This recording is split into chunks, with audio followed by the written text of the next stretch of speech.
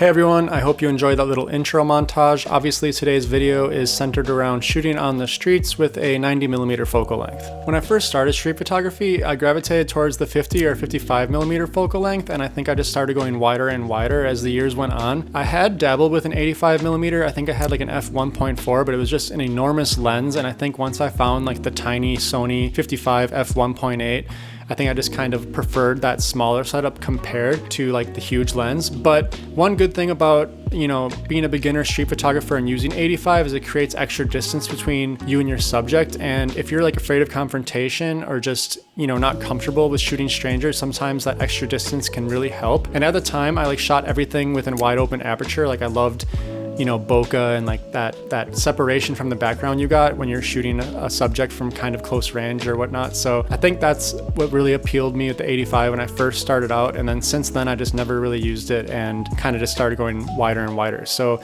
the last couple of years I've been shooting normally 35mm. I think 2022 and 2023 I shot a lot of 35, mostly 35.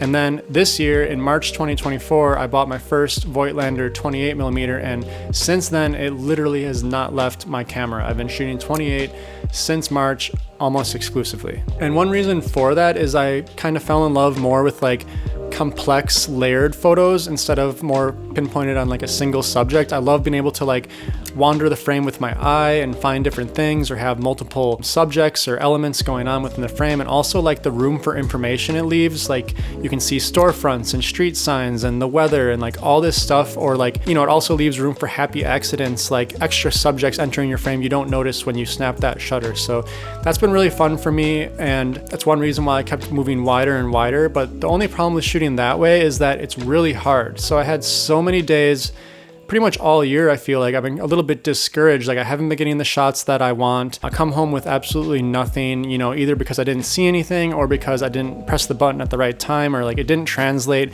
what I was seeing in my brain into the frame. So I don't know, it's been a bit discouraging, and I felt like I was starting to get in a bit of a rut where I'm shooting the same lens, the same streets every day. Everything was starting to feel a bit stagnant. So I wanted to introduce myself to a new challenge, or like a new way to see the world. And I think the best way to kind of break out of a rut is to explore new places, whether it's a new neighborhood or a new city or travel or something. But I haven't really traveled this summer, so I feel like the next best thing to see the world differently and to break out of a rut for me is to switch up the focal length, to, you know, do something completely different, whether it's a new camera, a new lens, something to keep things fresh again and, you know, see the world through a different perspective. So recently I decided to switch things up and shoot exclusively for one whole week with this 90mm Sigma lens. It's an f2.8. It's really small. It's actually smaller than my 55mm lens, which I would practically think is impossible for a 90 to be smaller than a 50, but I guess this is because it's an f2.8, and once you kind of move into the building out a lens, autofocus lens with like 1.4 or 1.8, it grows in size. But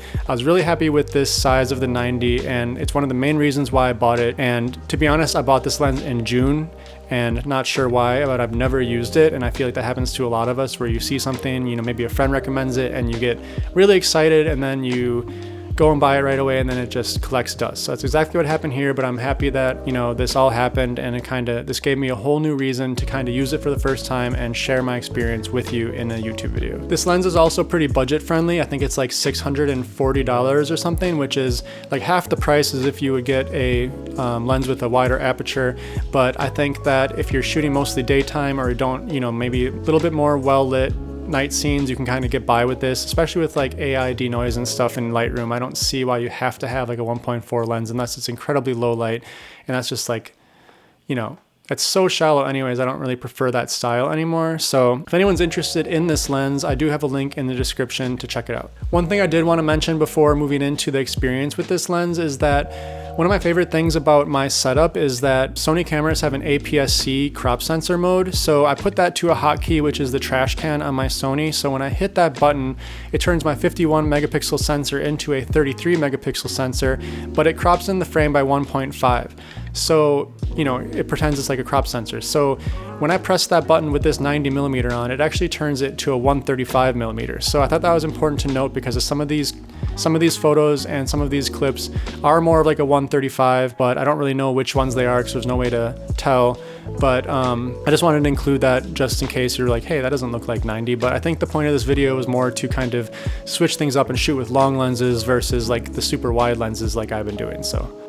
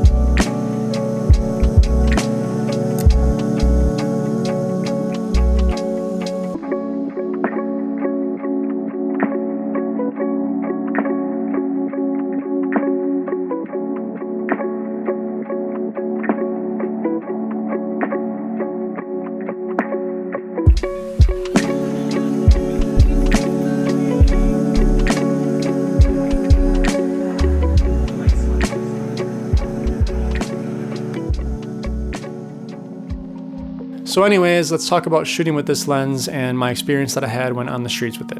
And first thing I can tell you is that coming from a 28 or a 35, shooting with this lens felt like I was using a magnifying glass. Honestly, it took me like hours to get used to it, and after a week of using it, I'm still not sure if I'm completely adapted to it, or at least I didn't get the photos that I was hoping to while making this video, or like that I had envisioned while thinking about the work I'm capable of making. So I definitely think I need a lot more time with this lens to kind of explore its potential, I guess. One of the things I mentioned earlier that I like about wide angle lenses is all the information it packs, like the street signs, the storefronts, and all that. And when you use a 90mm, you really strip away all that unless you back up a lot. So I think for the first few hours, or like at first I was kind of shooting the same way I would with a wide angle lens, except I was backing up a whole lot with the 90, so I was like across the street shooting the same kind of scenes I would with a wide angle, which felt kind of weird, to be honest. It felt a little bit voyeuristic. Everyone's like staring at me from across the street like, what is this guy doing? I'd much rather be like immersed into the moment. But I mean, it still kind of creates a different perspective even when I was standing away, but it was just kind of interesting to see me fall into the same habits using a different focal length. So that's something I had to kind of work on and break through. Also, video wise, just something to note is that I found myself doing a lot more camera movement for the same reason. Like, I wanted to show you the environment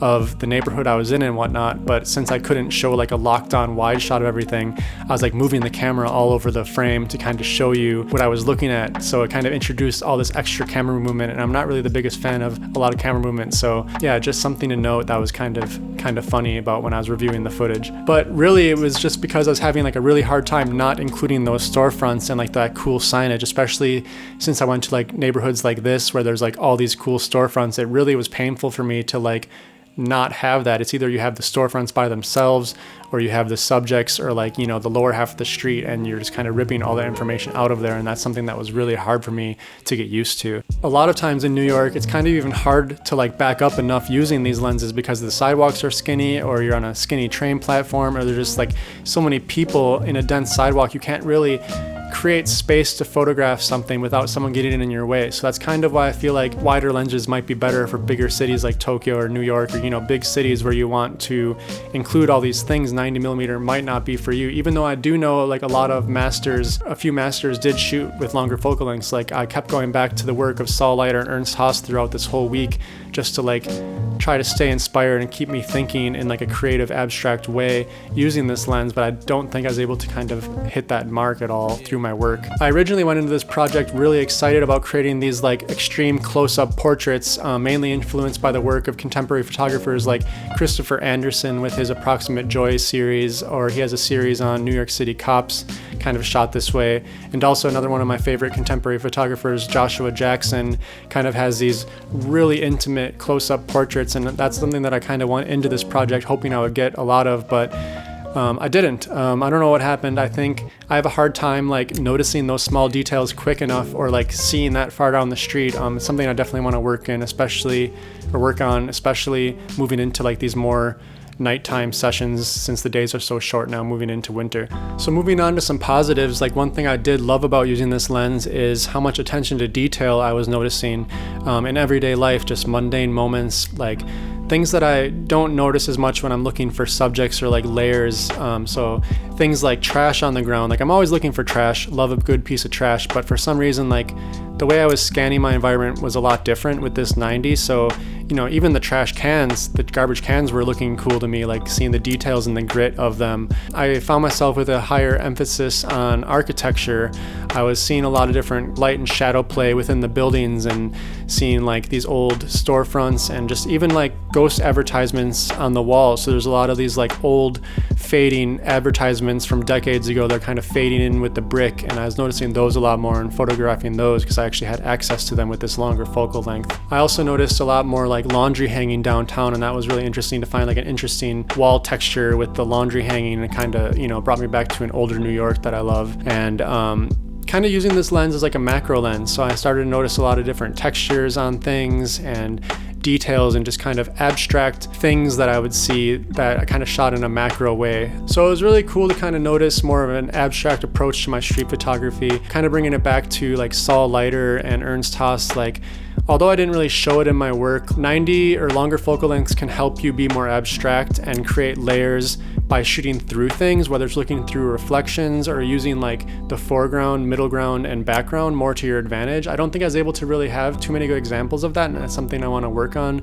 going forward. But like Saul Leiter is like perfect like person to study, to kind of see those creative ways to use this lens. And I have a hard time seeing the world like that because I've been looking for, you know, moments and subjects and multiple things happening. It's hard for me to like adjust my way of seeing to look for those kind of abstract reflections and whatnot, but something I'm definitely interested in. So overall, I mean, I had a really positive experience. Like, I found myself out almost double the time that I usually last on the street. Like, I was just seeing things new again. I was having fun. I remember, you know, I was actually getting excited about things instead of frustrated, which I was finding myself doing a lot this summer, is like getting kind of discouraged and frustrated that I wasn't seeing anything. But like putting on this new pair of eyes really helped me just notice all these details, and it was just a lot of fun to get out there and try something new and to challenge myself, especially for this video, and knowing I'm going to have to present this to the world. It's definitely a lens that I'm going to continue to bring in my kit. I think, why not? I mean, if I brought the 28, 55, and 90 everywhere I go, it would barely be a difference in weight and barely take any space in my bag, so I don't really have no reason, and I think it'd just be nice if I'm not feeling a wide angle to switch up to 90 that day, or if I see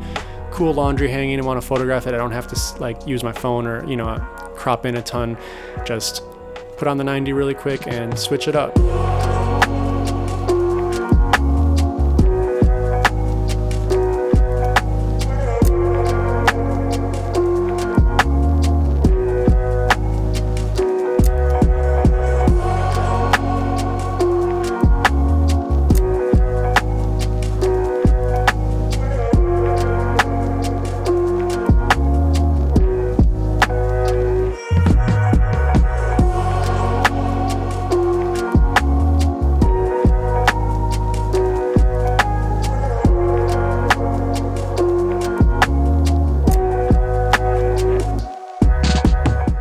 Well, I hope you guys enjoyed this video. I just wanted to close things out by saying that there's been a lot of questions recently and like throughout my YouTube journey so far about what music I use, or like where they can find specific instrumental versions like I have, or just what songs I use for each video. So first of all, I just want to say that all the soundtracks of the videos are in the description of each video. So if you're ever wondering what song I use, go there first. And then secondly, I wanted to say that all of this music is licensed through Musicbed. Music is so important to filmmaking, and without good music, I don't think I could even be on YouTube. Musicbed honestly makes it so easy to stay inspired on here, and personally, I build out every timeline and every video by finding the music first. So the first thing I'll do is put together all the footage I have for the video and just kind of put it on loop and just go through Musicbed and search for good songs that kind of match up well with the footage. And there's so many good ways to search for music. There's, you know, by genre, by artist, by instrument. One of my favorite ways is to search through similar songs. So they have an AI powered search where you type in any song you want or any artist,